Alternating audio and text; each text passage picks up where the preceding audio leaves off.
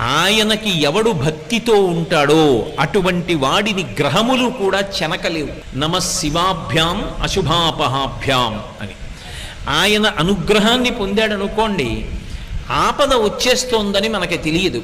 ఆపద అన్న మాటకు అర్థం ఏమిటంటే మన బుద్ధి చేత మనము తప్పించుకోలేనిది.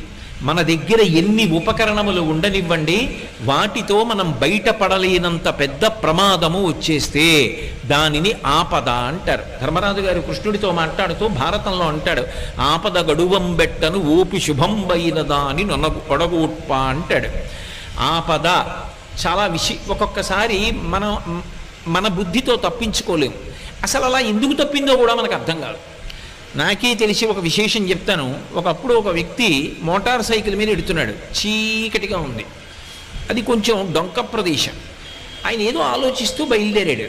అరే లైట్ వేయలేదని గుర్తొచ్చి లైట్ వేశాడు.